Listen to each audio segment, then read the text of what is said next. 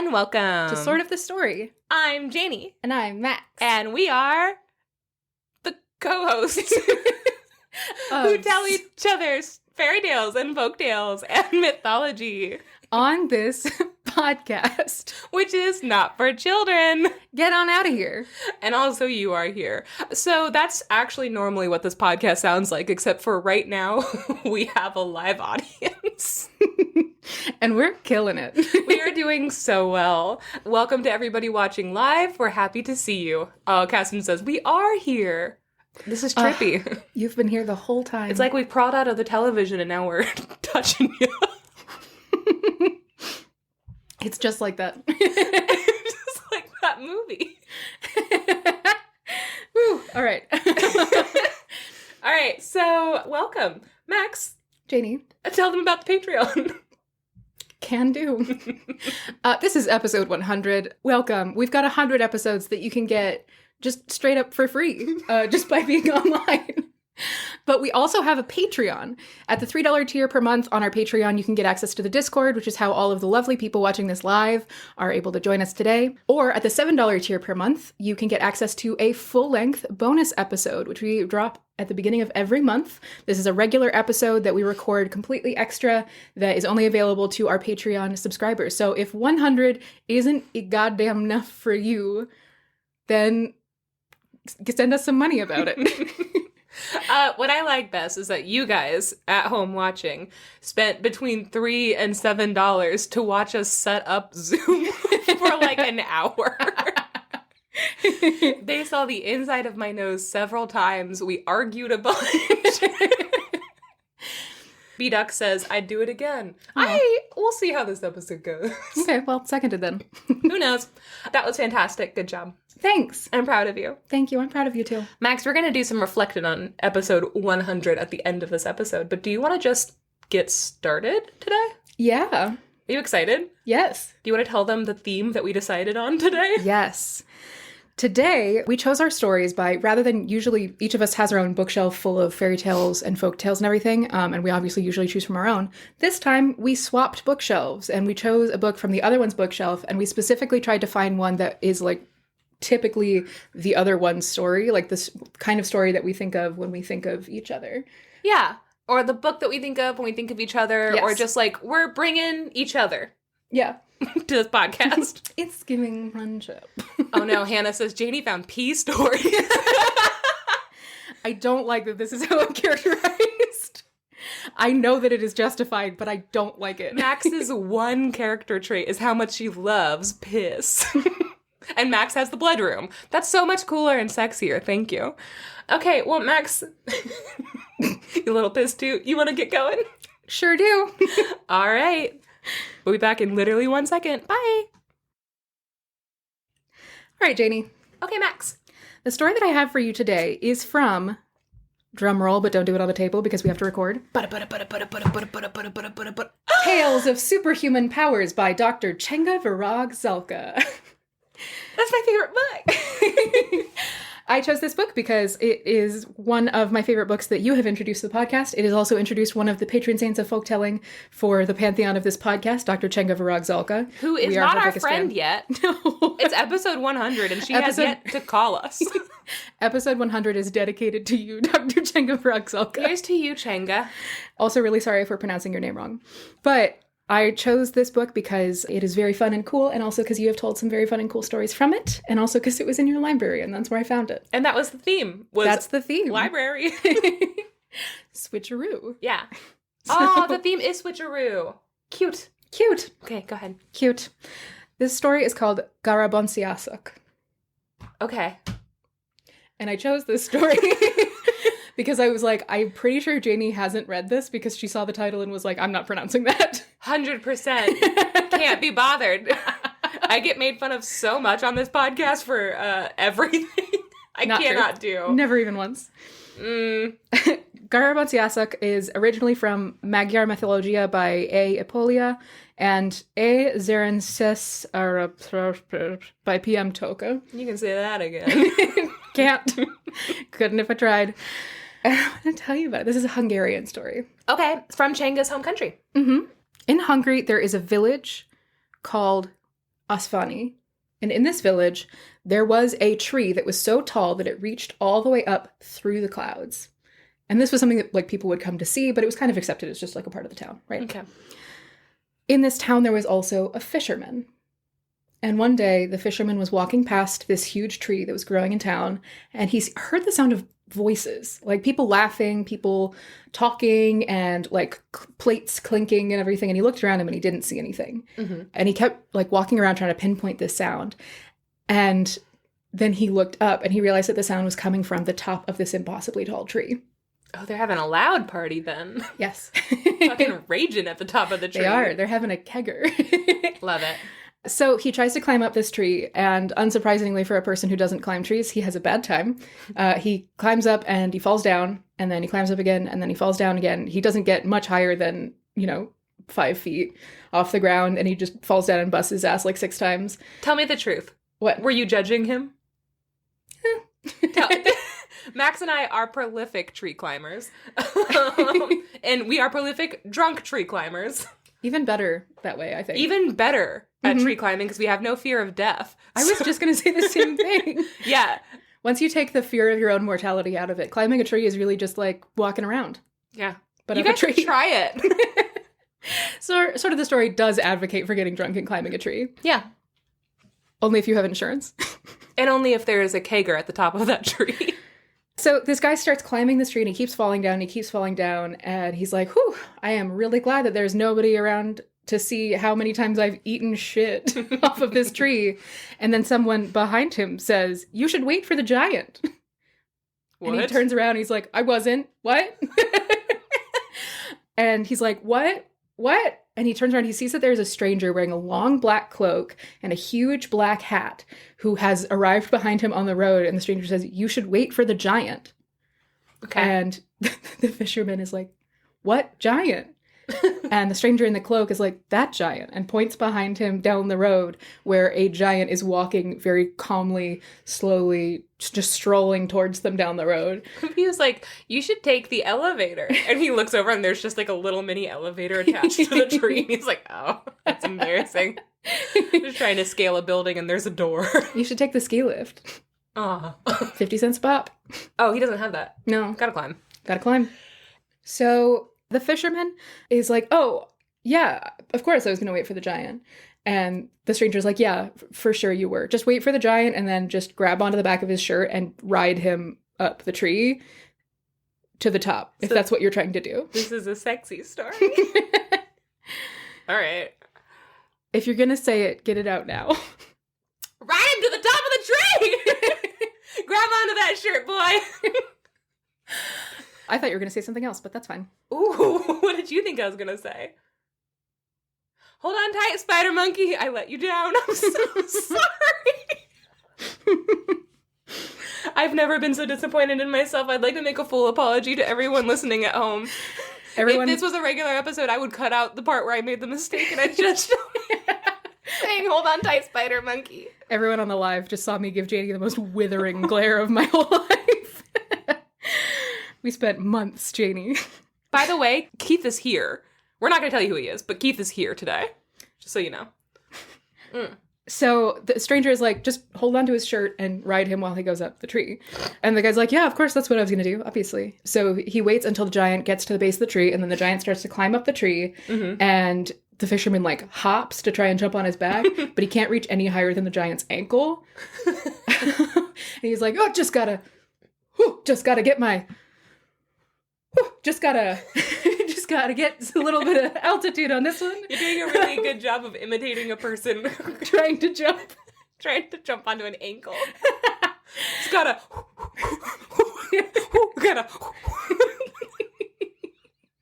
This is a visual medium, Max.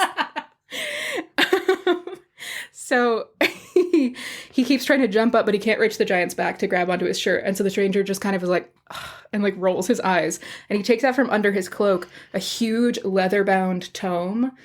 And he says, Tiers de l'Ochelet. Fucking what the fuck? He says, Tiers de l'Ochelet, which means kneel in Hungarian. And the giant stops trying to climb the tree and just sort of crouches down at the base of the tree. This giant is trained? Apparently. Very well. This is a sexy story. And then he just, like, looks at the fisherman and is like, go ahead. And the fisherman, like, scrambles up onto the giant's back. And then the stranger says, Alschfell. Go on, get. Yeah. I don't love you anymore, giant. Yes. Effectively. Fuck. It means, like, go on, get. I don't love you anymore in Hungarian. So the giant stands back up and begins to climb the tree once again, this time with the fisherman clinging onto his back like a little spider monkey. I'll never live it down. I'll No. feel bad forever, and I'm so sorry.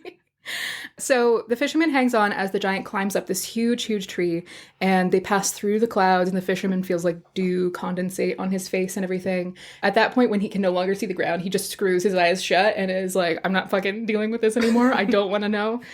So he keeps his eyes closed until finally the giant stops. And he opens one eye, and he looks around, and he sees that they are at the top of the tree. Mm-hmm. And he looks around, and he sees tables. And before he can see anything else, he's like, okay, well, we're at the top. And he lets go of the giant's shirt and rolls underneath of one of the tables and hides. Oh. And then he takes a second and he takes stock of what's around him. Okay. He listens and he hears the sound of, singing and laughing and talking and people eating and everything. And then he kind of peeks out from underneath the table and he sees that he is surrounded by witches at a feast. And also a couple of giants. Okay. Just a couple of them thrown in there, just for spice. And they are having a massive rager of a witch giant cloud tree heaven party. This is confirmed witches do go after tall guys. Confirmed nobody under 17 feet tall for witches. So he is under the table and he's like, okay, well, actually, this was probably a terrible idea and I maybe shouldn't have done this. And now I'm just under a table surrounded by witches who are going to turn me into something weird and gross, like a weird, gross little guy or something, or giants who are just going to eat me. Yeah. I did not think this through. I've made a mistake. This is the worst party ever. So he decides to stand at the table and just observe this dinner party happening. Mm-hmm. And he finally gets comfortable enough that he looks out. He finds a spot where he can see out without being seen. And he realizes that they are eating fine foods, just a sumptuous feast.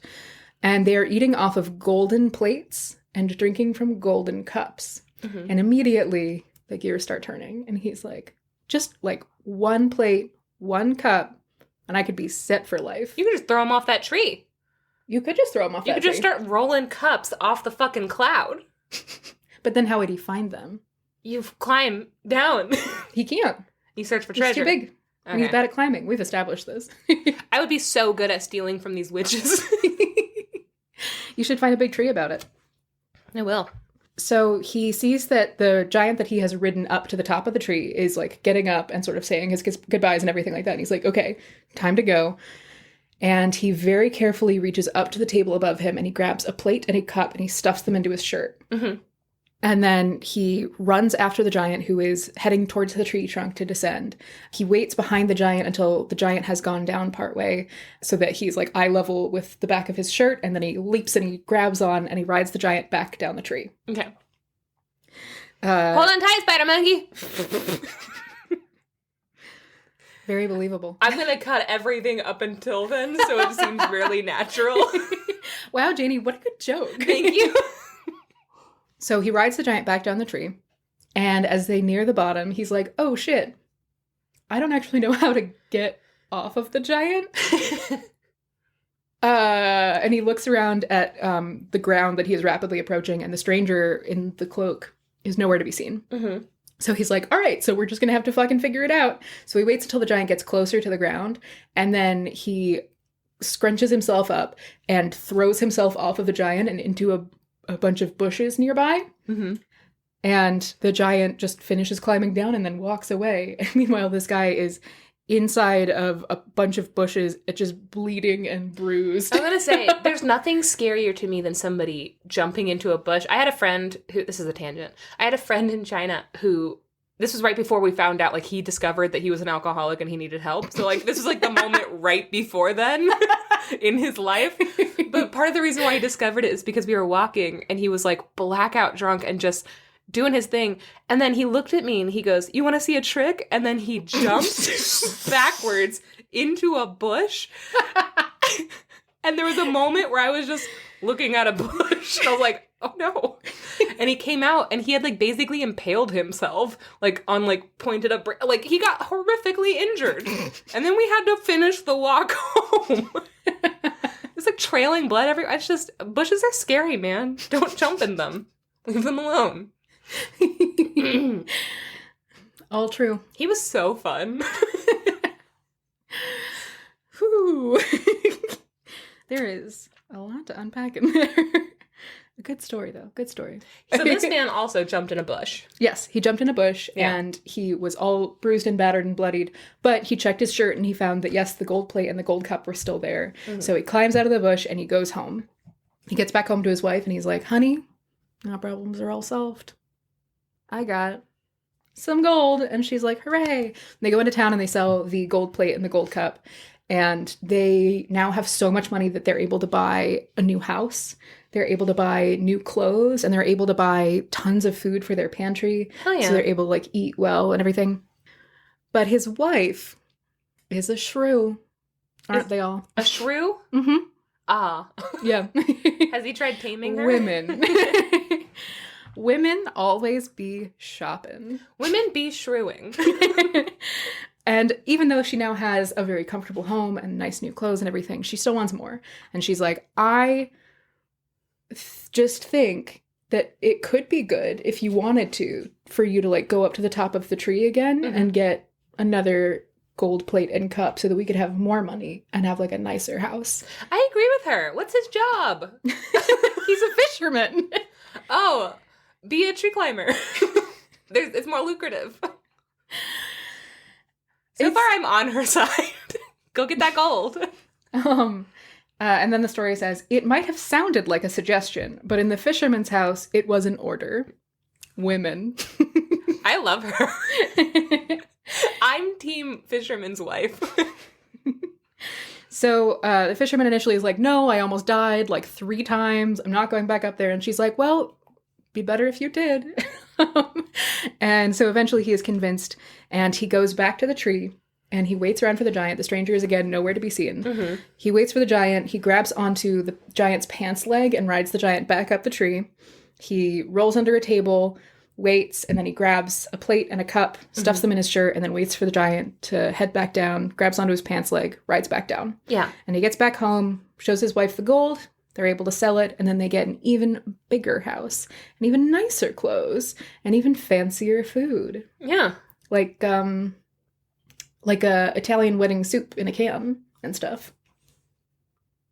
What are other fancy foods? I was gonna say, Max, Lox. You might be white trash. And I love you. Thanks, man.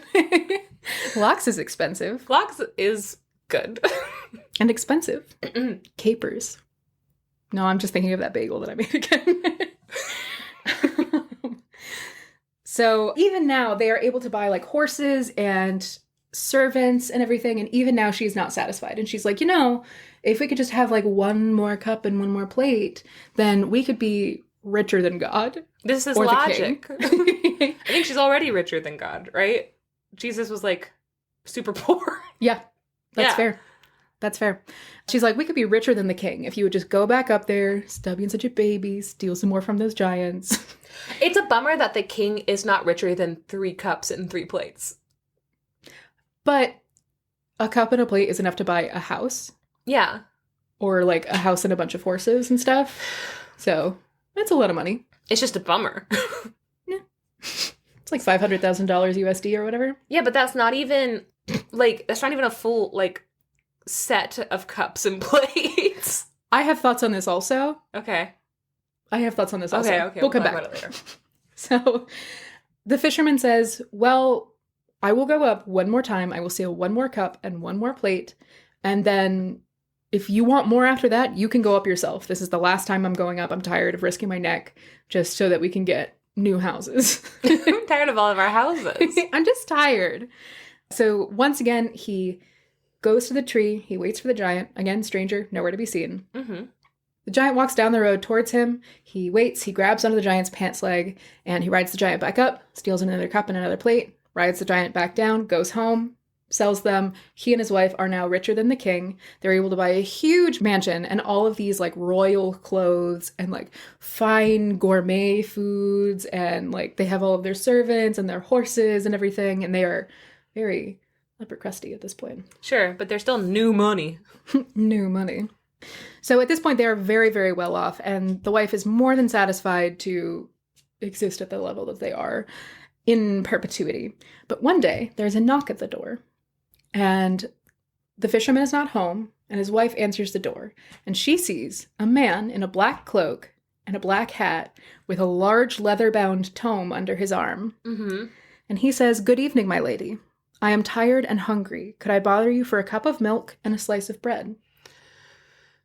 Which is a weird dinner. It's girl dinner for sure. Girl dinner.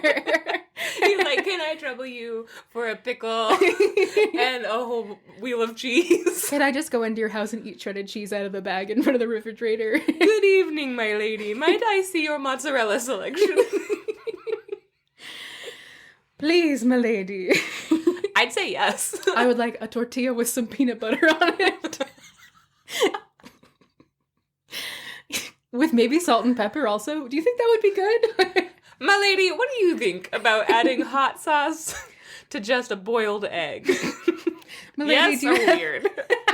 My lady, do you have any just dry ramen? "Oh, my lady." Ooh, my lady. "Don't tempt me with a good time, my lady." And she's like, "Are you drunk? Why are you here?" I haven't said one thing yet. He's like, "Maybe tonight, my lady, perhaps just some hot chocolate." What do you think? Yes? No. And she's like, "That's not dinner. Who are you?" And then he says, "Girl dinner," and flies away. Without even eating the girl dinner, which is the true girl dinner, is discussing it and then not eating that night. Forgetting because of ADHD. Last night I had crackers and cheese for dinner. Didn't I have charcuterie last night for dinner? I just had a full... The night before last. The night before last, it was cut up sausage and some blue cheese. And Max was like, "That's not dinner." And I added crackers and she's like, "Oh, why? I'm sorry." I'm not a cop. So he asks for a cup of milk and a slice of bread because he is very hungry and very tired. Okay. And the woman of the house says, "We don't even have enough for ourselves. Go away." And she slams the door in his face. She's wrong. She's wrong. They got all those cups and plate. Wait, they don't. They sold those. They sold those, but they do have a bunch of other stuff now that they bought with the cup and plate money. Wow. Yeah. What a shrew. What a bad woman. Terrible and nasty. Mm-hmm. So at this point, the story explains that this man who she has just slammed the door on is not the kind of person that you want to slam a door on. He is a Garabonciás. Oh, title of film. Yeah. Yeah. Good. Good. It is a film this time. Yeah. He is a Garabonciás, which is a weather wizard. Ooh. These are wizards that are typical to Hungarian folklore, and they are always dressed in black cloaks and black hats, and they have a spell book, which is the source of all their power. So if you separate them from their spell book, then they can't do anything. They're just normal guys. Just normal guys. It's embarrassing. Probably can't even climb a tree. I can't even climb a fucking tree. Probably don't even know to take that elevator giant up to the top. Embarrassing. Embarrassing. But they have all just a whole mess of powers. They're weather wizards primarily, so they can do weather stuff, obviously. Good. But also, they can travel immense distances almost instantly by just opening their book and pointing at the place that they want to go. They just... Cool. You know? That's really good. Yeah. They can also take a stick and put it in the ground and then say some magic words over it, and it will grow to be as tall as the moon. And they can climb it to get higher up. So he probably is the one that grew that tree. Probably. Okay. Yes. This is pertinent to the story. Cool. Yes. Okay. Great thematic awareness. I'm nothing if not aware of themes. Aware what? Wolf? Yeah. So they have all kinds of magic powers. They got all that stuff. They can also, sometimes they can fly, and they have invisibility and laser eyes and stuff. And also they can summon dragons, and their book is magic. That's a lot of powers. They are, yeah, they're the MacGuffin of wizards. I was gonna say, like, they are literally just there to do anything. Yeah, and they're very magical. But their favorite thing to do is to test people and see if they are being greedy or generous. So they will go to people's houses and they will ask them for a treat. And if the people say no, then the wizard will leave a bad luck mark on their front door, which will cause everything in their house, the surrounding houses, the town, the country, whatever, everything goes bad, basically. If you guys seem like dicks. Don't fucking test people. And also, nobody else did anything to you. Like, why are they punishing the whole town? Mm. These guys seem like dicks. I'm not on their side anymore. But if you are nice to them, they put a good luck sign on your front door. That means that you have great luck for you, the people around you, your town, the country, etc. And everything is better. 99% of the time, if a man comes up and asks me for anything, I'm saying no. Just 99% of the time. If he comes up and is like, can I have milk? And I'm like, can you suck my nuts? Like, no. Is that where it comes from? I've never said that. I don't know. Something just came through me. I'm mad at these men. I'm mad at them. Old hag Mags says, but what if Bradley Cooper asked? How do we know it's Bradley Cooper? Take off your shirt. Prove it. I don't drink. So, I cut out a lot of this stuff from the actual recording. You're welcome, America. So they go around and they sort of test people, right? Yeah. And she has just failed this test catastrophically. Yeah, she was a real dick about it. She was a real dick about it. She slammed the door in his face. Just really not very nice. Could have given the guy some bread, some milk, whatever. Probably doesn't even like milk. That was her dinner, man. That girl was what dinner. She was going to eat for girl dinner. It's not for Garabonciás, it's for girls. Garabonciá's dinner. Girl Boss-iás dinner. Girl Boss-iás dinner. Not for you. That's the title of the episode right there. So, she slams the door in the stranger's face. She goes back in to her husband and is like, you will not believe the nerve of this man. She has a British accent now because she's fancy. Of course she does. She's rich now. Yeah. Once you make it above a certain, tax bracket, you become British. Yeah. And also you get, some kind of nasal infection so that your voice is always weird. Yeah. Like, oh my God. And that's what her voice sounds like. Yeah, she's very rich. You will not believe the nerve of the man that just came to our door. Mm-hmm. And her husband's like, oh, darling, what? He's so rich. He's so rich. Meanwhile, outside, they hear the shutters start to bang against the house, and they hear the whistling sound of wind picking up. And she's like, you will not believe what's happening. And he's like, is there something going on, meteorologically around here? And so they go to the window and they look outside. And they see the weather wizard outside holding his spell tome open and chanting in front of their house. And a hurricane is forming over specifically their house. And there are cyclones everywhere. And he looks in their window and is like, double fingers over. Who is that man out there just flipping us off? Also, I cannot wait for Weather Wizard to show up on the Discord. Weather Wizard is cool as shit. Yeah. Weather wizard. Weather wizard. Weather wizard or not. Oh. Oh. Oh, we're rich now, by the way. Yes. Mm-hmm. Thank you for your $3. Now we talk like this. Ooh. My goodness. So they see this weather wizard outside placing a tremendous weather curse on their house. And before they can go out and stop him, he flies off on a mighty gust of wind, again, flipping them off the whole time. Its gust of wind is shaped like a skateboard. He's so cool! So this massive storm rages for days and weeks, and it destroys their home. It destroys the town around them. And most importantly, perhaps, it blows over this massive tree that reaches up above the clouds. So now nobody can party. Are you fucking happy, Shrew? Ooh, let's not blame it on her. I guess I mean, you're a right. I little guess bit. you're right. You're right. You're right. Hold on, I'm coming back around. Everyone is at fault in this story. Yeah. And also, go girls. It's his fault. Don't test people. I'm back. Girl Boss-ió. Garabonciá. Not Garbanzio. So the storm knocks down the massive tree that led up to the cool witch giant party gold time cloud tree feast. That might be the episode title. It's long, but it sums up the story real nice. It blows down the tree, it destroys their house so that they are left as poor as they were before they ever stole anything from the giants and the witches. Mm-hmm. And now there's no way for them to get up and steal more gold. And so they are left in poverty for the rest of their life. The end. Wow, that ends on such a thunk, doesn't it? And then they die of being poor. So Whoa. may we all. No more tree for anyone.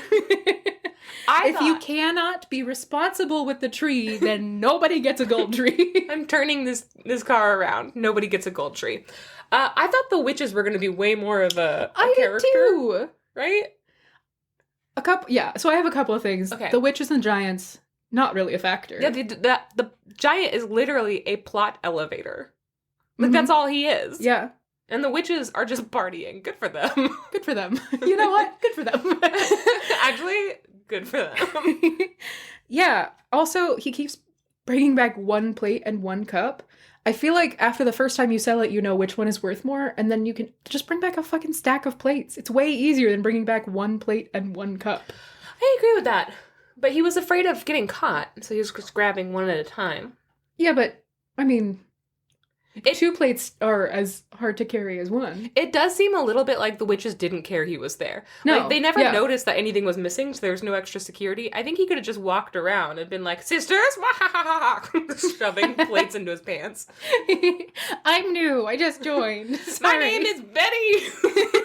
Shoving cups into his pants.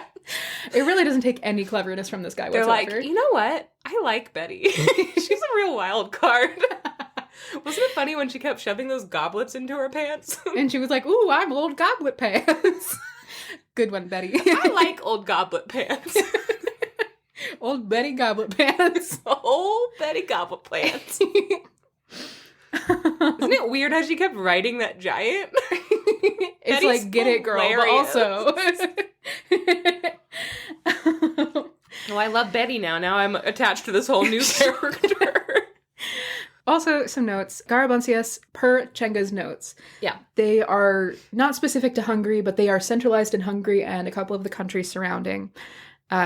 They are likely based on these men who, in the medieval era, in Hungary, would leave and they would travel to Italy to become doctors. And then when they returned, they would be carrying all sorts of, like, strange medical instruments and, like, tomes, and they would be speaking strange words that nobody could recognize. And so they were like, that's a wizard. Aww. So likely from this period is where we get the idea of Garabonciás coming around in their long black cloaks like a doctor. Yeah, I was imagining home. a plague doctor. Like how the plague doctors are always drawn. So Yeah. that makes a lot of sense. It's exactly like that. From my own research, it is very interesting because Garabonciás are like wizards. They're magic, and their powers kind of vary from story to story as far as like who can do what, or if they can all do the same thing. The things that are consistent, though, is that all Garabonciás are trained in a school of magic. Mm-hmm. There are 13 schools of magic, and there is one Garabonciá trained in each of the 13 schools, and then at the end of their schooling, the one representative from each of the houses goes and sits at a table that is like a wheel of fortune, and then the table spins, and one of them gets thrown off and dies, and then everyone else graduates. That's exactly like George Mason University. Oh my god. Look to your left. Look to your right. One of these people won't be here in 4 years. We're gonna murder one of these people. Wheel of Fortune! That's what that show's about, right? Yeah, I assume. So this is how Garabonciás are trained. They are commonly perceived as being wizards, but this is one of the few cases where they are perceived as being like witches or wizards, and that's not a bad thing. Like in folklore, they are considered kind of like very mysterious, but mostly forces of justice, Okay. where they like defeat witches and giants and everything like that. They help people if it is like in their interest to do so, but they are sort of considered like magical lawbringers. So this guy he would have helped this fisherman because he was like, I'm going to get something out of this. And what he wanted out of it was girl dinner? I think that he just helped him out, and then he was back in town and was like, oh, I'm sure that guy would give me a nice meal. And then his wife was a huge dick about it. And he was like, all right, well, fuck these people then. Right. Yeah, but they're generally well-meaning. Yeah, they like defeat evil and kind of mind their own business otherwise. Also notable about Garabonciás is that their favorite thing to do is to drink milk. And that's all you need to know about Garabonciás. All right. Well, that was my only other question, was what is their favorite thing to drink? So why did he want that for dinner? That's my question. Who's like, I'm super hungry, I want milk and bread? Maybe he was like, I'm just peckish. I want a snack. Knocks on your door, please, milady. I'm so tired and so hungry. Can I please have a little snack? A little snack for me, Garbanzo? Thank you. Garbanzo. That's his name now. That was fantastic. Thanks. That was very fun. Thanks. Chenga also notes this, Tales of Superhuman Powers, Chenga always has notes for, like, what the powers are. I didn't mark this page. Now that this is a visual medium, can you show them how the page looks? Yes. Like, the stats at the beginning. So she opens up with stats. Like, she opens up her stories with, like, what is their power? Where is the country from? What's the themes? What's the moral lesson? Like, she has all the stats. Who originally told the story? God, Chenga's so good. Can't tell you how many times I've made a dinner out of a pint of Ben & Jerry's. I'm not gonna lie, milk and butter bread was my go-to girl dinner. Okay, apparently you're judging way too harshly. Everybody thinks milk and bread sounds like a great dinner. Sometimes I just do milk and butter. It's like a roll, but... milk flat. And butter? Nope. Nope. That's buttermilk. Bread and butter. Leave me alone. Girl dinner. So this is under weather manipulation. It's the only story under weather manipulation in the category At the Mercy of the Elements, Powers of Water, Fire, Earth, and Weather, and Ice. And Goblin and Corpse. Troll. Goblin. Corpse. This story begins with a description of the abilities of the Garabonciás. The story is called Garabonciások. Okay. Which, I don't know. It's probably like the story of the Garabonciás. Abilities include weather control, luck, teleportation, flight, and dragon command. Dragon command! The source of power is learning and magic book. Origin is hungry, teachings, never refuse a gift to someone who asks nicely, respect people less fortunate than you, wealth does not equal happiness. So I'll show you guys on the live what that kind of looks like. I don't know if you can see that at all. You can't, but this is the stats right here. It's like just like a little bullet point list, and then the story starts. It's just good. She's the queen of ethical folklorism. It's the reason why I love her so much. It's also because we know we can trust her to at least have thought about the people behind the stories. And also because it would be really easy and fun to make a, like, Pokemon-style card game out of all of these folkloric superheroes. So we have Chenga, Jack Sipes. No. I'm talking about in the stories. Like, their stats and powers. But also...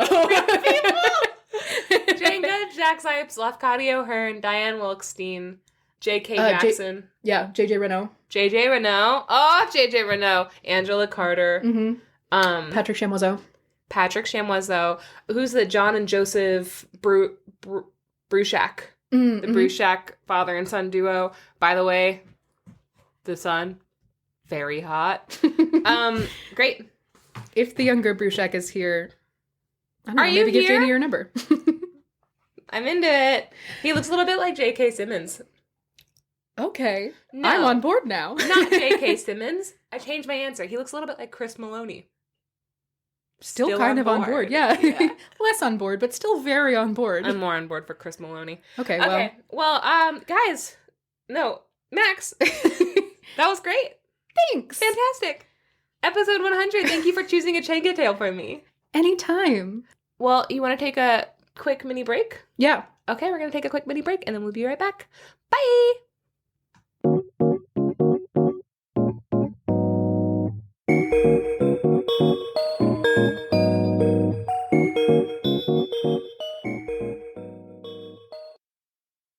Okay, Max. Okay, Janey. Max, okay. Janey. Wow, that's a throwback. Okay, so when I was thinking about Max stories, I grabbed your book of yokai, because I was like, classic Max story, a bunch of yokai, scary monsters. And then I read a bunch of yokai stories that were all like, so this man tortured his wife to death. And I was like, That's why I don't tell more yokai stories. they all bummed me out so hard.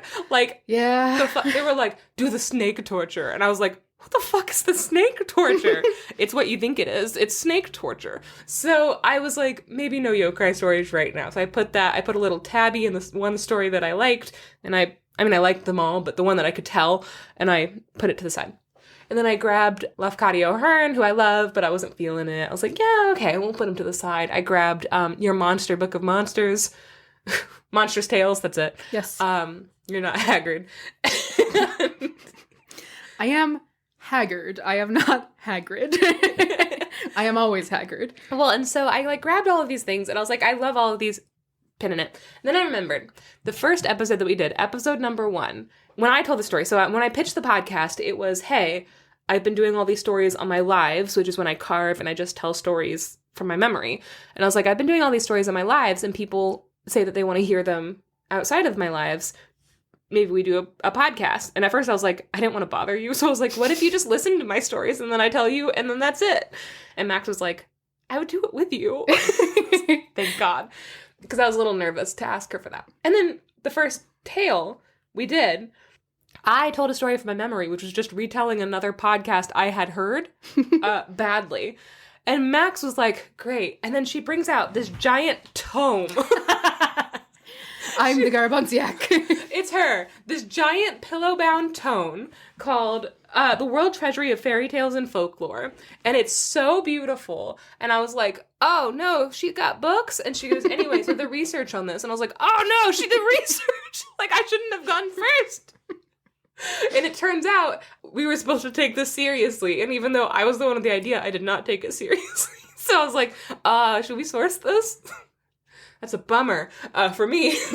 I'll do better next time. Anyway, but I love the first story that you told. The first story that you told was The Snake Prince, which, guys, go back and listen to episode 1, except that it's so badly recorded. We had the one tiny microphone. That was clipped to the table. It was clipped to the coffee table. We have a living room with a huge, like, tall ceiling and a big open... There was, like, a bunch of windows behind us. It sounded so bad. The animals were all out and clicking. Like, it's bad. It's bad. I will say also, first of all, I had never heard that before, and that's adorable. Second of all, while we were recording the first episode, I was like, is this serious? I had only listened to one podcast ever, and it was lore. And so I was like, are we supposed to be serious? So I was trying really hard not to make jokes at all. You were really we were both very nervous. That episode opens up with me screaming, this is weird! And it was. And it was. And here we are, 100 years later. So. Not going to comment on it? No, I'm not. It feels like 100 years. So I chose the first book that you ever chose a story from, which is The World Treasury of Fairy Tales and Folklore. And the story that I have, it's called The Pig Prince.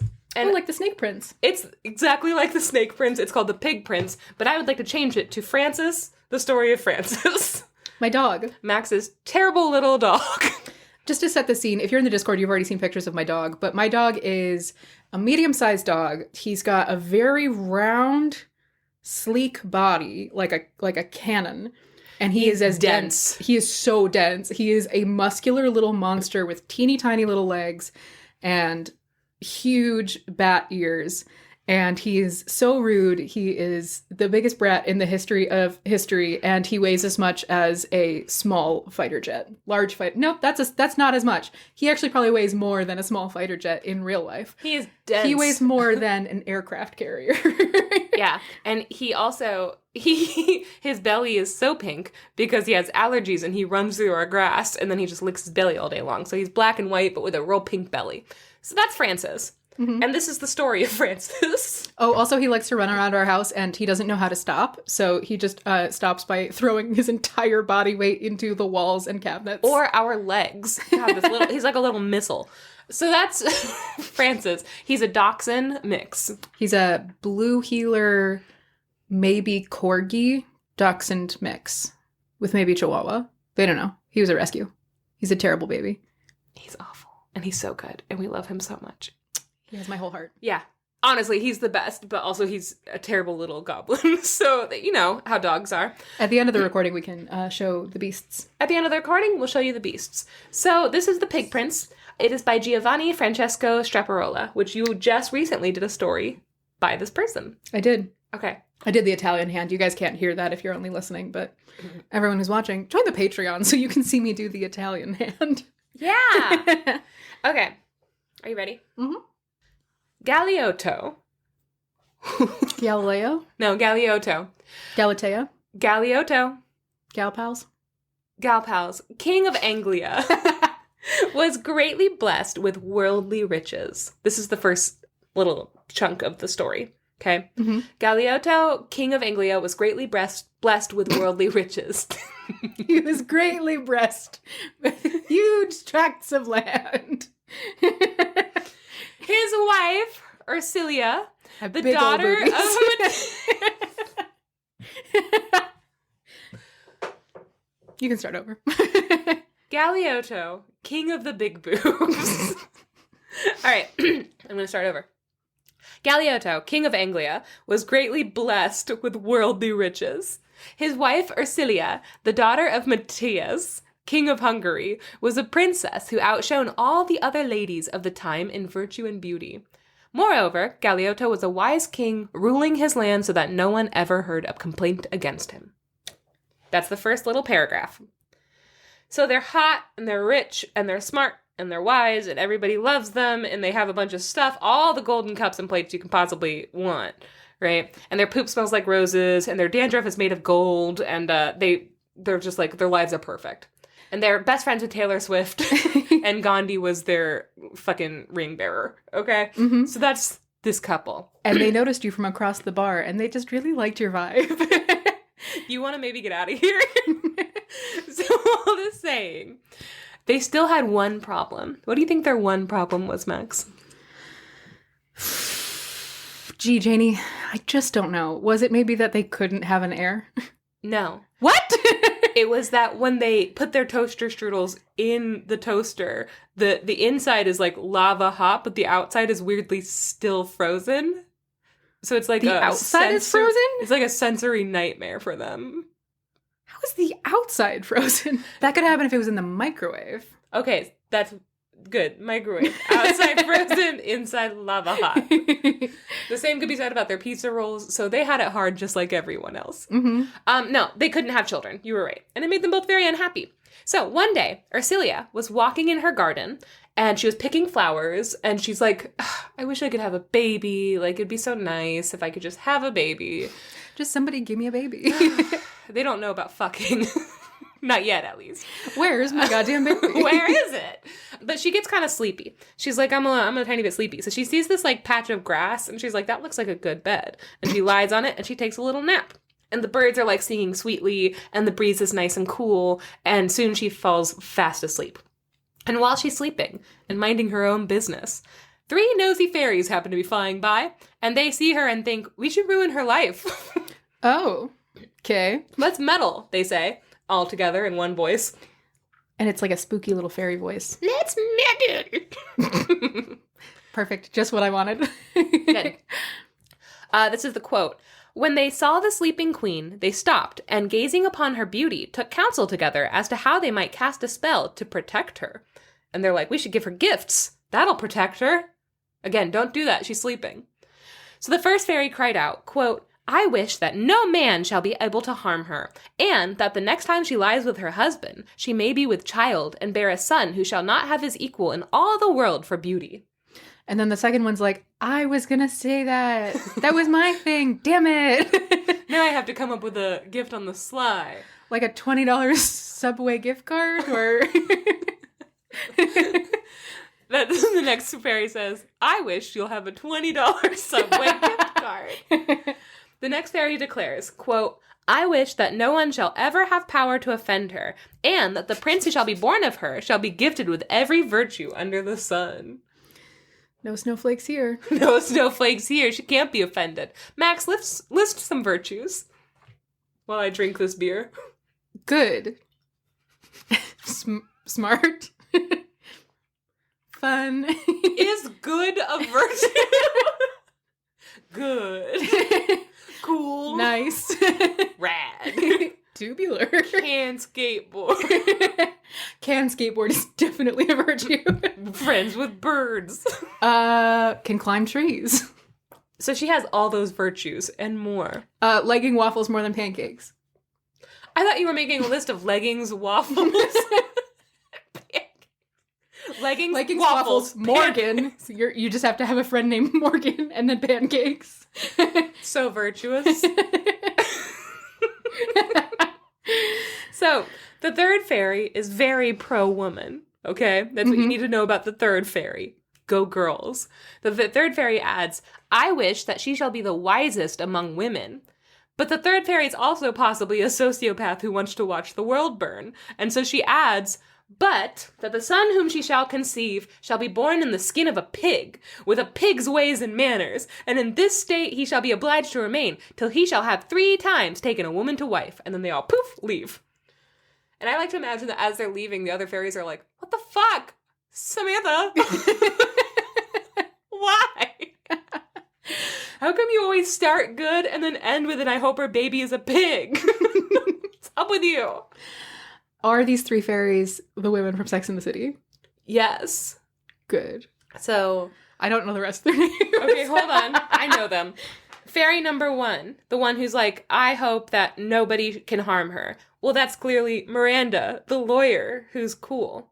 Oh, okay. Yeah. Fairy number 2, I wish that nobody can offend her. Well, that's Charlotte, who's offended by everything. And fairy number 3 is the homeless man down the street. No, it's Samantha. Nope, that's some random drifter who's like, and her husband and her son's a pig. New York is the 5th character. There are 4 of them? There are 4. There's Carrie, no. the main one, in the tutu. I've only watched a couple episodes of Sex and the City. Carrie, the main one. This is a Sex and the City podcast now. We're Sex and the City-its, and we are here to stay. Okay. So they just made this queen all-knowing. She can basically predict the future. She is strong, and she is not easily offended, and she's pregnant with a pig and doesn't know it. So she wakes up, and she's like, that was a good nap. I had a weird dream. And then she continues her walk. She brings her little flowers that she picked back to the castle. She found out very soon after this that she was pregnant, and she's overjoyed because this is all she's wanted, right? She's like, my life is perfect, except I don't have a kid, and now I have a kid. My life is perfect. And Taylor Swift was the godmother, and the Dalai Lama came and gave her a kazoo or something. And the afterbirth was champagne. And they all drank it, and it made them look younger. I said it, and I'm upset. Yeah. But when she gave birth to her baby, he was born with, quote, limbs like those of a pig and not of a human being. Only the limbs? Just the limbs. Wouldn't that be weird? Baby body, but little pig limbs. I'm going to take this opportunity once again to pitch to you guys the funniest thing I've ever imagined, which is a pair of man legs. Like an adult man. Just regular adult man legs. And then at the top of it, a baby's torso. Literally legs, and then a baby's torso just flopping around on top of the man legs. Yeah, it's like a baby man centaur. Yeah. I like it. If you ever just want something fun to think about, that's something I think about a lot. You guys don't even have to pay us for the Patreon to think about baby man centaur. That's free for you. I call him Mr. Baby. Mr. Baby is free, and he's in your house right now. This is the It Follows curse, but specifically for I have now infected you all with Mr. Baby. You hear the stomping of a grown man's boots followed by blah, blah, blah. What? Do you think No. this is a cryptid somewhere? I hope so. Oh god, what if the Fresno Nightcrawlers are just giant man legs, and the baby is so tiny that you can't even see it on top? Have you ever thought about baby centaurs? And Yeah. what that looks like? Yes, constantly. There's an artist who made a depiction of it. It's just a baby flopping around Yeah, on because top of a pony. they can't even keep their heads up. Nobody thought about this. Yeah. Tiny little baby torso and arms. Giant man legs, just torso flopping around on top of it. Well, that's not what this is. So it's just a baby pig. What if it was? It's just a baby. It's everything as a pig.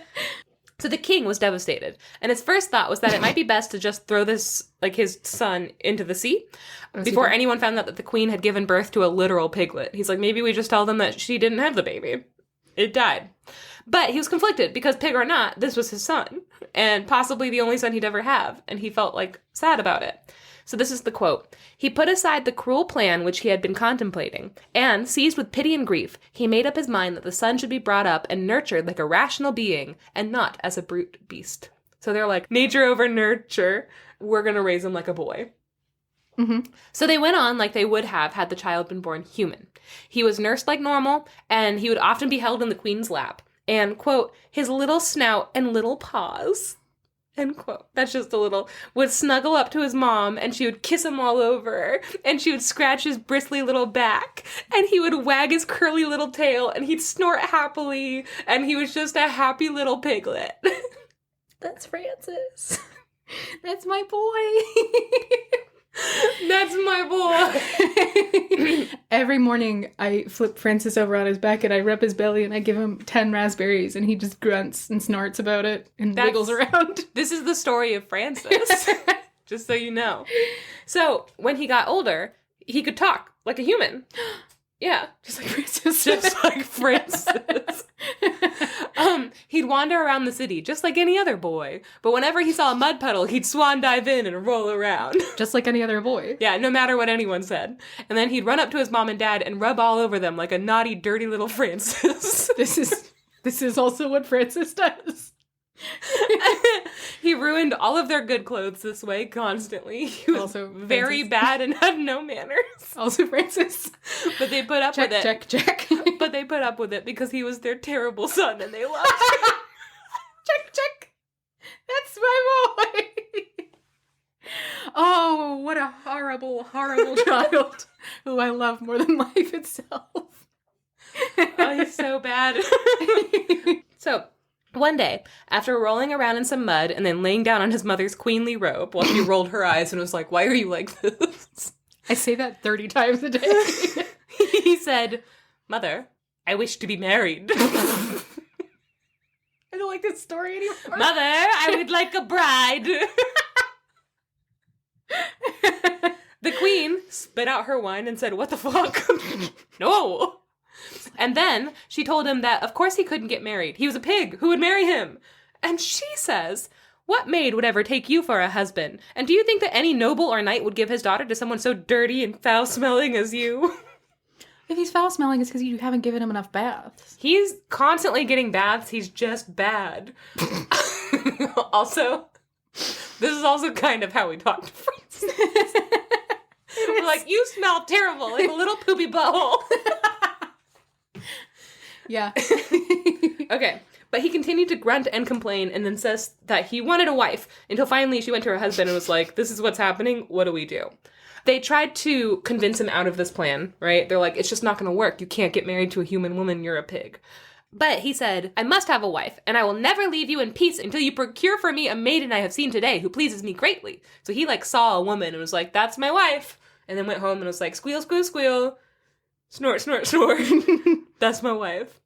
So this maiden he had seen was the daughter of an extremely poor woman who had 3 lovely daughters. The queen, tired of her annoying little pig son's whining, summoned the woman and said, you are poor and burdened with children. Want to get rich?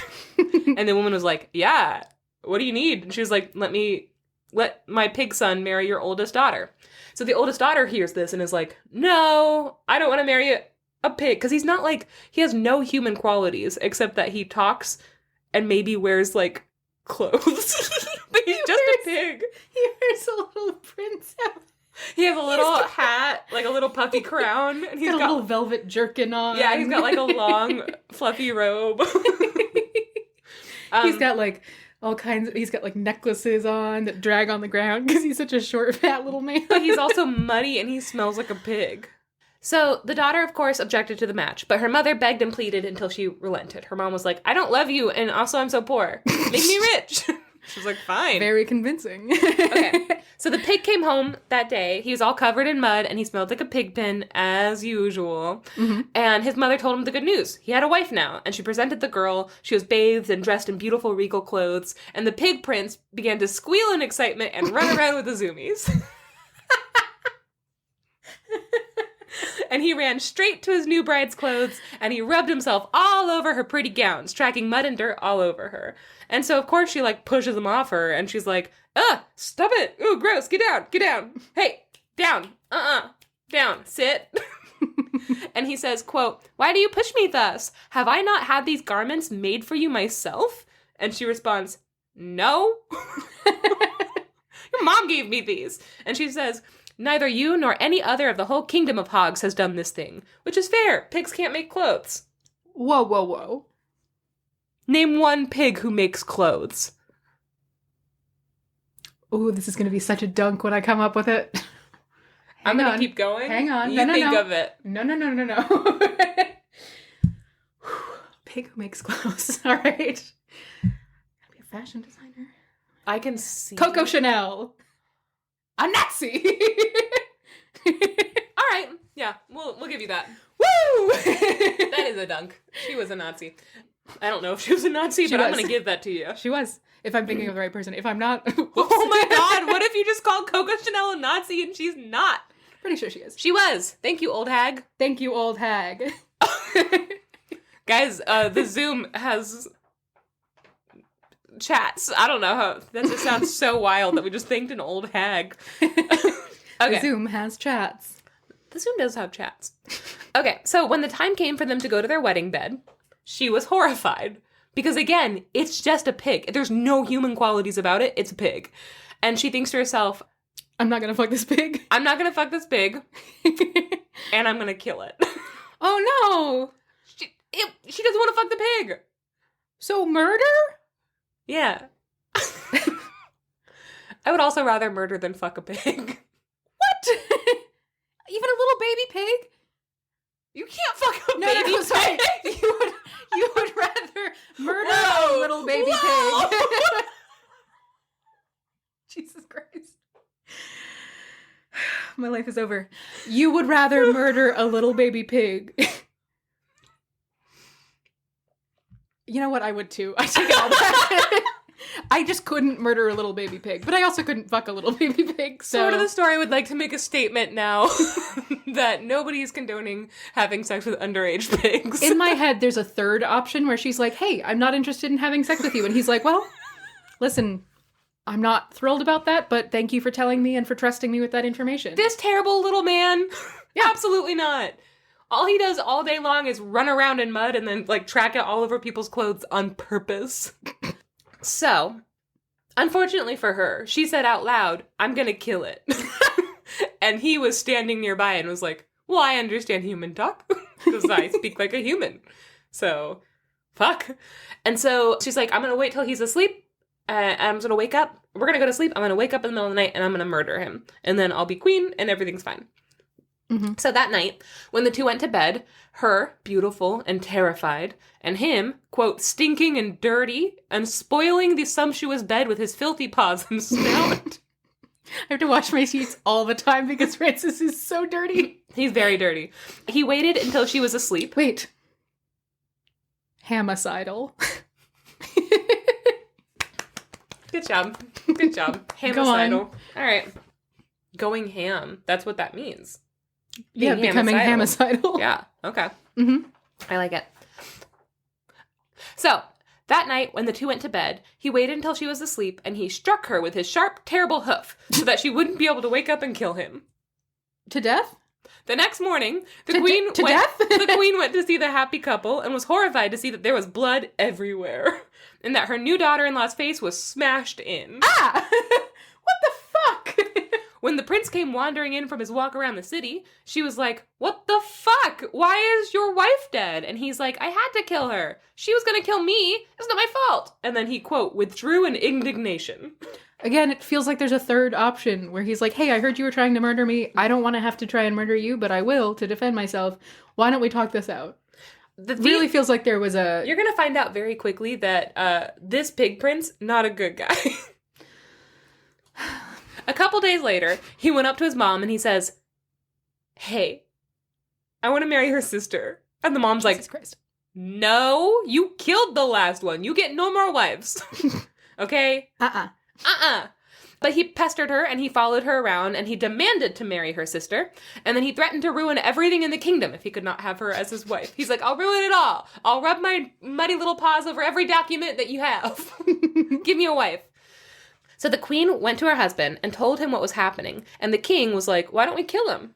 What? I don't know. He's already a murderer and he's awful. What if we just kill him? But the mom was like, no, he's terrible. He's awful. He's a no good little pig boy. He's a terrible baby. And I love him so much. Oh, no. All day, every day, I just want him to be happy and I love him. Oh, no. Am I an enabler? Yes.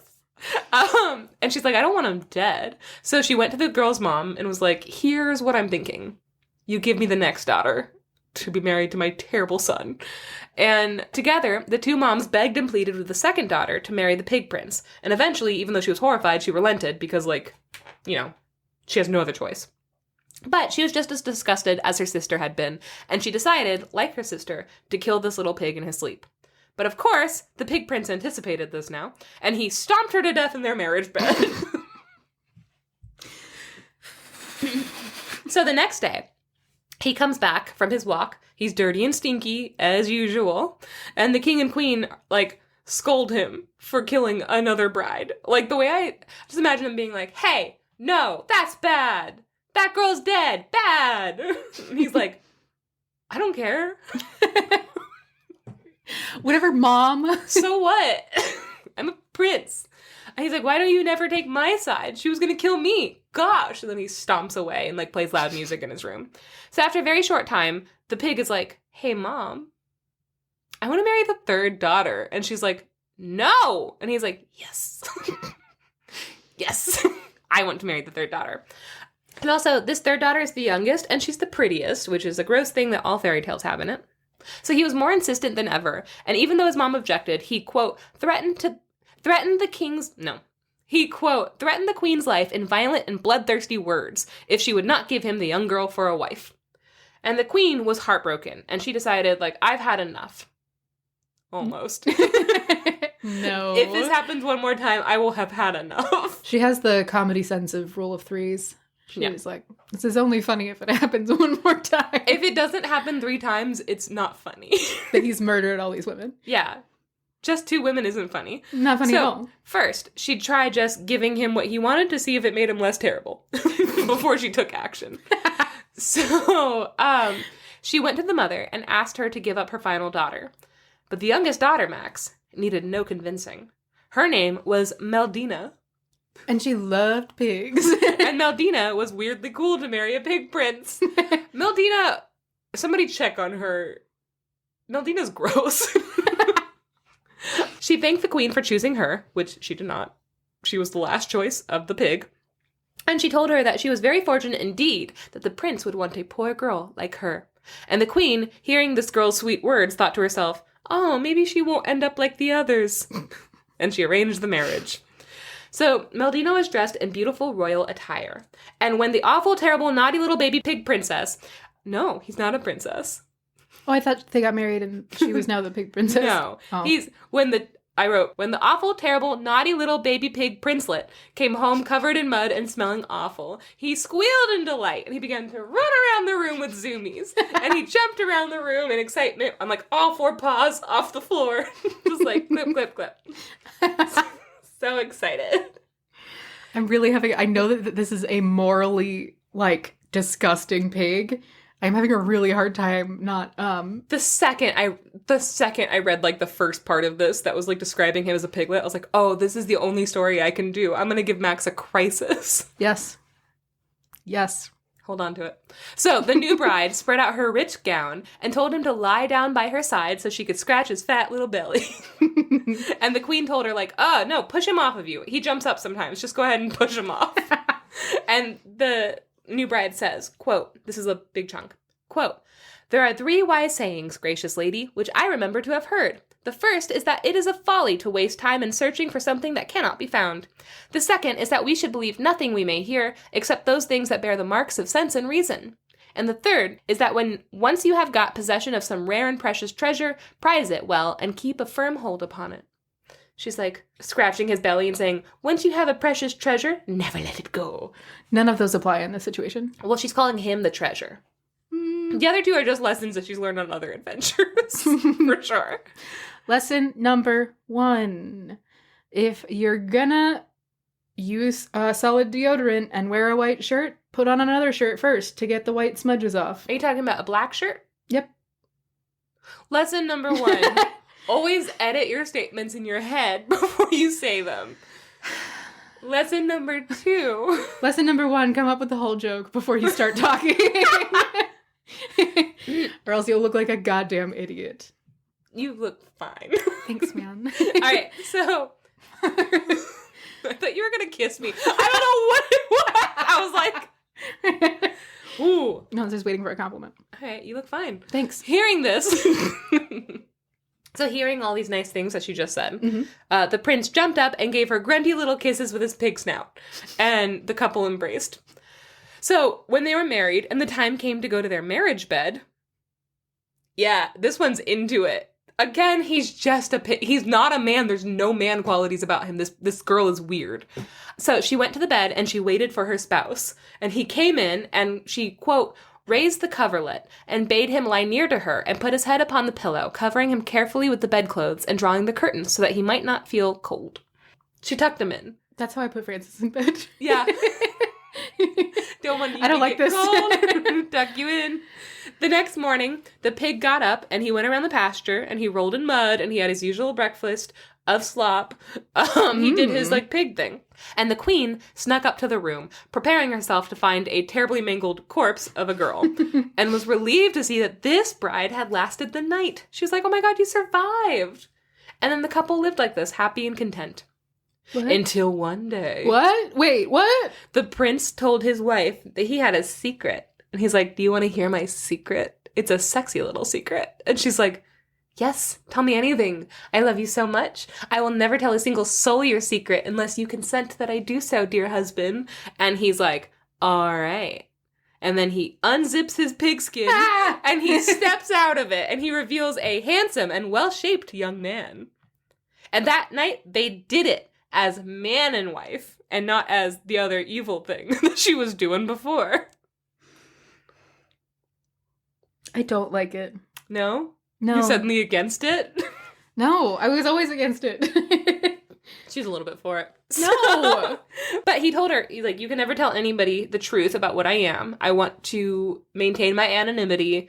And then he zips himself back up in his horrible stinky pigskin and he goes about his day. And he says, the story at this point says, quote, I leave you to imagine for yourselves how great was the joy of Meldina when she discovered that instead of a pig, she had gained a handsome and gallant young prince for a husband. I imagine not much. Yeah, I think that she was probably disappointed. Yeah. She was like, aw. Just a guy? Just like a white dude. It's a bummer.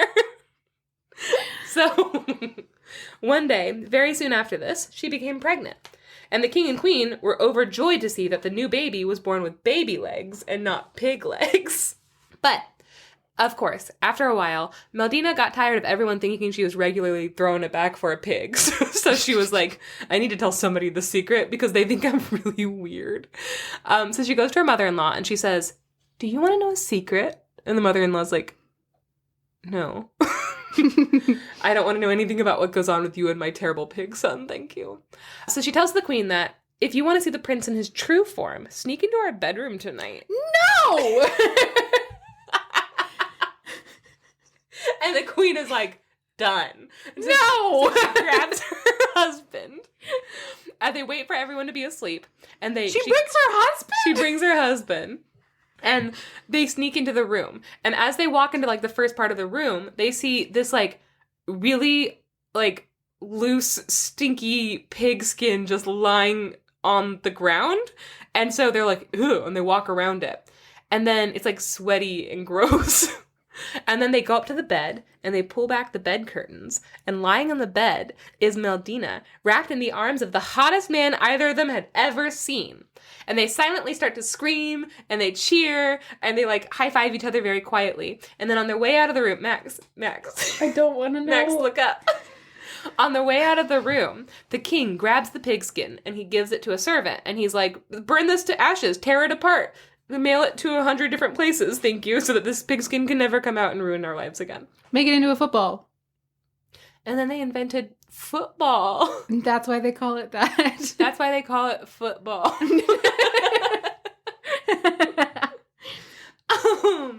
So, this is how it ends. And King Galeotto, when he saw that he had had so fine a son, and a grandchild likewise, laid aside his crown and his royal robes, and elevated his son, whom he had crowned with the greatest pomp, and who was ever after known as King Pig. And everyone lived happily ever after. The end. Why did any of that happen? Why did even one of those things happen? Give me one reason for anything that happened in that story to happen. Italy. What have we learned about Italy? They're fucking weird. All right. Also, nobody dressed as a doctor in that one. I call bullshit. I don't think this is from Italy. Somebody did dress as a pig. No. That's not how... No. Okay, so this is tale type ATU441, Hans my Hedgehog, which in the chat, they were talking about how this reminds them a lot of Hans my Hedgehog, which and is... the Lindworm. And the Lindworm. Yeah, and the Lindworm. There's a lot of stories that fall under this category, which is just called Hans my Hedgehog, because I guess that was the first one that they associated with it. The themes of this story are seen in fairy and folk tales from all around the world, from Eros and Psyche, right? The idea of, like, I'm pretending to be somebody else and don't look at me and I only reveal myself at night, and it's like a princess who was poor and elevated to, royal status. Also, they mentioned the golden ass. Shout out to the golden ass in the chat right now. And Beauty and the Beast, all of these things. Polish philologist Mark Lidzbarski noted that the prince is usually a pig in the Romance language tales, so like Italian and French and stuff. But in Germanic and Slavic tales, the prince is usually a hedgehog. There's like a difference. The obvious theme here is that the obedient girl gets a hot prince to marry, and disobedient women get stomped to death by pigs. So be obedient, all you ladies out there. And maybe you too will get to marry a prince baby. A pig baby. And also fuck a pig for like a really long time. She fucked that pig for way too long. She was cool with fucking a pig for like too long. Why did he... What? The thing that's weird about this story versus the other ones is it's like, oh, their wedding night. And she's like, I'm not horrified by you. And he's like, great, you passed my test. Now I'm a human man. This one is like, no, after she's gotten used to it. Also, so the fairies are like, that one psychopath fairy says, he shall be born in the skin of a pig, with a pig's ways and manners, and in this state he shall be obliged to remain till he shall have 3 times taken a woman to wife.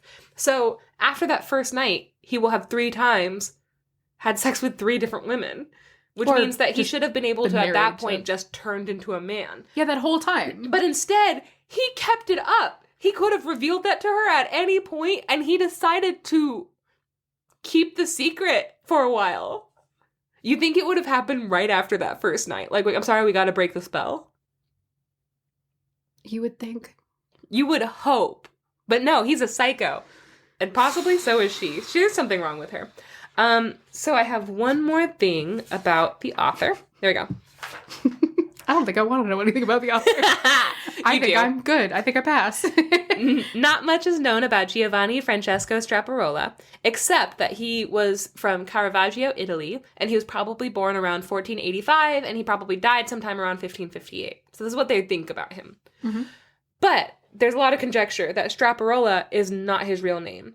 They say that this is a nickname, and it's derived from the Italian verb straparlare, which means to talk too much or to talk nonsense. So it's like chatterbox. I know. According to Wikipedia, using a nickname for satirical writings made sense, especially back then, because if you were publishing satirical writings, you were probably in danger of being thrown into prison or executed. Mm-hmm. So he called himself Chatterbox. to write the story about a haughty little pig prince who has sex with human women. The end. I didn't like that story. I didn't like it one Wow, bit. and I chose it just for you. I was so flattered, and now I'm so offended. Well, I know. Okay. that's really upsetting, but a great, I guess, the third beat to the horrifying saga of men. And we finally come to the end of the horrifying saga of men. Join us next week when we tackle other things. Who knows? The sky's the limit. Now that we've finished this one. Now that we've finished with this guy's the limit. Where's my phone? Mm. Okay. Oh, there I am. Wow. I thought I looked so much cuter when I look at this, but no. Okay, let's go to the chat. Guys, answer some questions. Meeting group chat. You look so cute. Thank you. Old goblet pants. Oh no, Hannah, old goblet pants. That was so fast. Oh, Miss Frizzle vibes. Thank you. Okay, guys, let's discuss favorite moments of the podcast. What do we think? Clairvoyant Page Boy says, I love the Ovid episode. What did you do for the Ovid episode? That was the one where you had COVID. The COVID episode. Ovid's Metamorphosis. I don't remember what I did for that one. Did I do Atalanta? You did Atalanta. Atalanta and the love Boar. Atalanta. Another pig episode. They don't fuck that pig, though. No, thank God. I've been working on moving paperwork for students at the university where I work, and I came across someone whose first name was Atalanta, and I was like, that's so fucking cool. Oh, and how many people here are like, Atlanta? Oh, all of them. Everyone. 100%. Every one of them. Yeah. Oh, they don't even know. That story about the ghouls and the polygamous princesses. That's the buff lesbian kingdom of our dreams. That's the one that I had to have Max re-record because I erased it. And it still held up. I cried my eyes out. It did still hold up. Honestly, that was such a good story. I like when I was called a big, strong, manly man like a week and a half ago. Casting, come over and watch Twilight with us.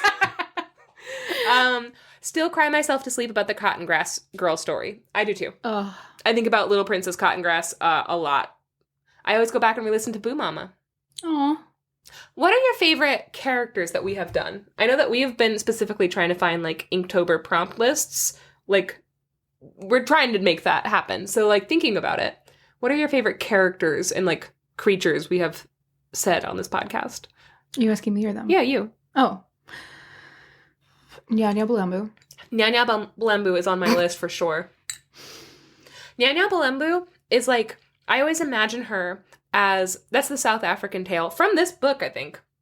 I don't remember. No, it's from Monstrous Tales. That's one illustrated by Sija Hung. Yeah. But Nyanya Balembu is the one that reminds me of when little kids wear the Scully from Monsters, Inc. costume, and it's just a onesie that's all covered in fur. That's what that reminds me of. Yeah. I think that's what she looks like.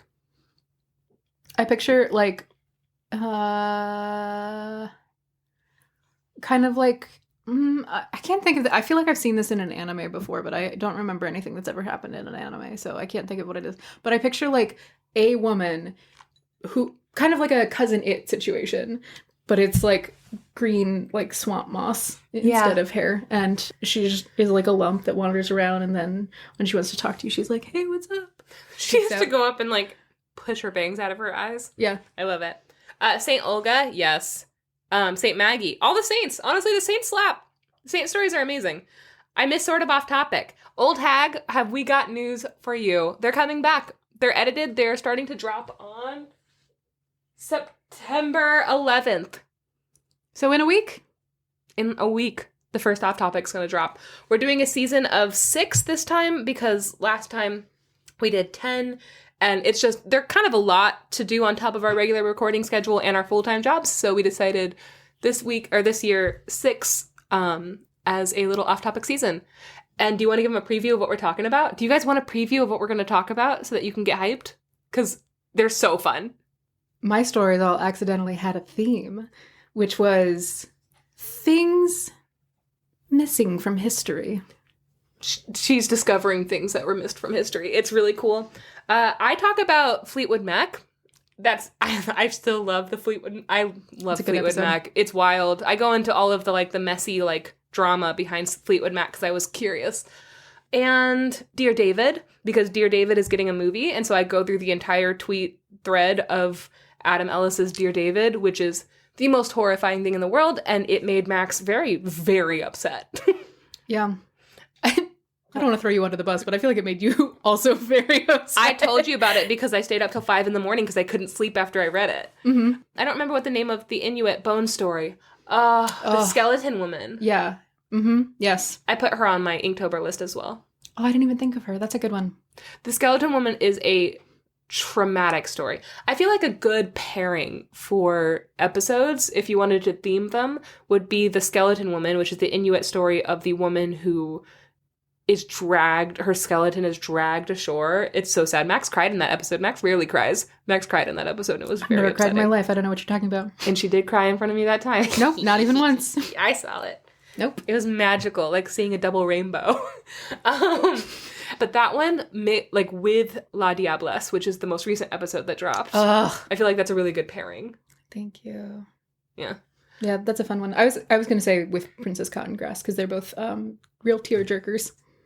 Ugh. IMO. You guys want to cry in this stupid podcast? Skeleton Woman and, yeah, Princess Cottongrass. Also, maybe The Happy Prince, which is the big statue where the bird dies on it because it doesn't want to leave it alone. Yeah. And then to bring it back up after all that, a different Hans Christian Andersen story, The Golden Beetle, where he's just a real asshole. That's the Rumpelstiltskin episode, and I think that's a banger. I like the drunk Irish guy story. That was the one where you told us about the pukas. Yes. The It's Okay to Fight the Man on the Moon. That's the Hans My Hedgehog episode. It's My Dark Hedgehog Academia, and It's Okay to Fight the Man on the Moon. Yeah. Why is this in my head? You just add Pepper and all the pets to the Inktober. You're free to draw Pepper anytime you want, but her energy will come and get you, and you'll have a bad day. True. You'll never sleep again because you will hear her energy screaming outside of your bedroom every night, just howling for no goddamn reason. Big Strong Manly Man, Kasten, says, I really like the story of the man who did not wish to die, because wasn't that the Japanese story that made us, like, almost throw up laughing? Is that the one with, where he drinks whiskey with death? No, Or- you're thinking of your, like, Thai story, I think. Or, Yes. Like, This one was the Japanese story where he goes to the other world. He, like, goes to a temple and he begs to not die. He's like, I don't want to die. And the guy's like, fine. And then he's like, well, I don't want to do this again. He gets yelled at by the people. I remember almost throwing up. We were laughing so hard in that episode. It was so, I agree with you.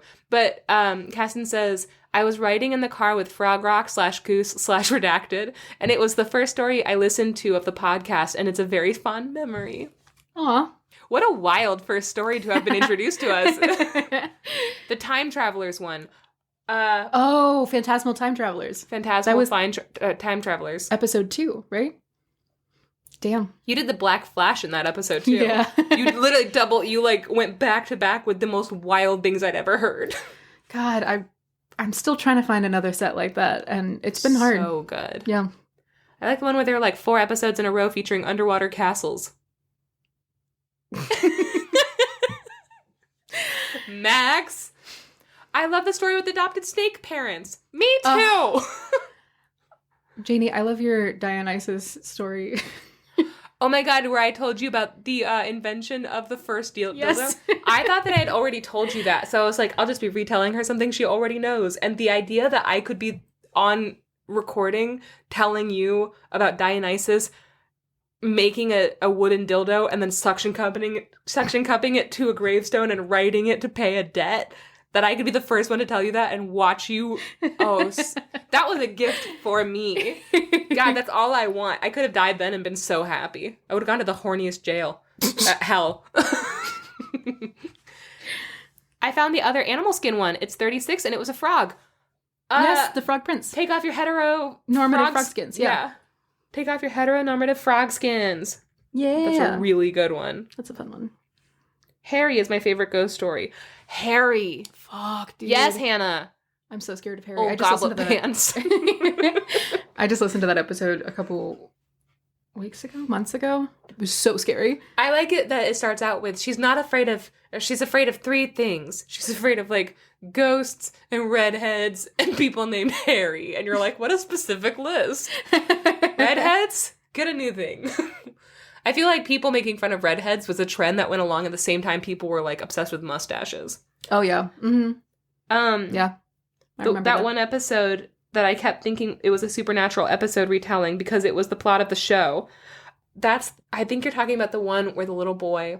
Oh yeah, where the parent, the dad promises Death their first child, and then when Death comes to collect, they like put him in a protective circle, and they have to leave him, and everybody keeps trying to like lure him out of the circle with like various different things. It's a wild episode, and that kid fucking. That story, like, if we could see the after effect of that story, that kid grows up to be a murderer. Or great. The lesbian wood fairy one. Yes. Yeah. Because Clairvoyant Pageboy says, the lesbian wood fairy one is also good because it talks about yarn. True. We love a good yarn story. I love the retelling of Pretty Little Liars. What? I don't think that's our podcast. Unless it is Devil in the Bathtub would be a great print. Oh, yeah. Would be a good print. I agree. Oh. Look, I'm a crochet fiend and I love yarn. I bought a lot of books you guys have told stories from. Yes. That's so nice. That's all we want. Amazing. You talked about how your sister liked it and why are all those kids sleeping with teachers? Oh, Pretty Little Liars. My sister doesn't like Pretty Little... What are we talking about? Hold on. Is it a story? I don't know why I'm like staring at the camera like, tell me the episode. Tell us. Okay. Guys, I love it. Do you guys have any questions that you want answered while we're on mic? It is the beginning of an episode that was an aside. Oh, for like half an hour? That does not narrow it down. If we are now going away from stories and going into all the tangents, we're going to be here forever. That's like 100 episodes worth of tangents. I think fondly on the Rumpelstiltskin episode and our aggressive fan casting of Joe Manganiello. I am still mad that there's still no Wattpad about the Rumpelstiltskin story. There's no Wattpad story. How come nobody's writing fan fiction of these things? Max telling The Little Mermaid made me cry. Oh. Yeah. That was a rough one. Mm-hmm. That was a rough story. Hans Christian Andersen only tells stories that break your heart and also the dopiest fucking shit you've ever heard. Hans Christian Andersen is, again, never invited into our home. Now that I've heard personal stories about what he was like as a person, I'm like, yeah, you're not invited. He's messy. You seem exhausting. Okay. Well, we will call it there for recording the audio episode. If you're one of our Patreon members, you'll get to see the recording of this anytime you want, I think. You guys get to see us, and everybody so far has told us we look so cute. Guys, we look so cute. Guys, we look so cute. Guys. So, like, if you want to see how cute we look, join the Patreon. Send us $3. $3! Thank you. And go to our website, sortofthestory.com, and also our socials, which are on the website. And also send us an email, sortofthestory@gmail.com. The website is www.sortofthestory.com. Yeah, wow, that was good. Good job. You sure knew all of the things. Yes, I got an A in podcast. She got it. Guys, we love you so much, and we hope you have the best week. And, you know, if we're around for another 100 episodes, what should we do for episode 200? That'll be in the future. Maybe we'll be in an underwater hotel. Maybe. Live recording from an underwater castle! Or maybe the future will be just like it is now, which is like, in that case, maybe we'll do a live recording from a blood room. Oh no. A room full of bodies. Live Hope recording not. from a dungeon. One of those things is definitely going to happen. Make your own fairy tale, they say. In-person recording. Listen, I think there are like 28 people, maybe, on the Zoom call. So in episode 200, I'm going to guess we can maybe get up to 100 people on a Zoom call. Who knows? So if y'all are willing to buy 100 plane tickets. You guys want to... We can fit you all in our house to watch Twilight. That's what we're doing for episode 200. Yes. Good. Okay. Great. Everybody on the recording and in the world. We hope you have Good a night, wonderful America. rest of your week, and we will see you so soon. No, we won't. What am I trying to tell them? You'll hear us soon. Oh, get ready to hear our voices. Okay, goodbye. Say goodbye, Max. Bye.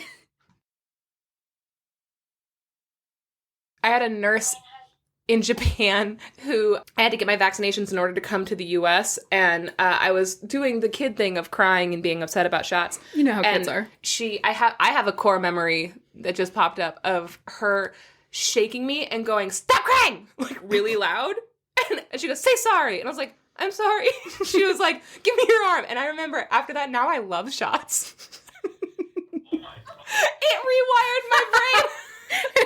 Because now when I go in, there's like a people-pleasing part of me that's like, this is fine. Take Would you it. like a little bit of this? I've got great veins and I don't cry. I've got bad veins, but I have had to have blood drawn like once a year since I was born, basically, because I have hypothyroidism, Hashimoto's hypothyroidism. Ooh, speaking of Japan.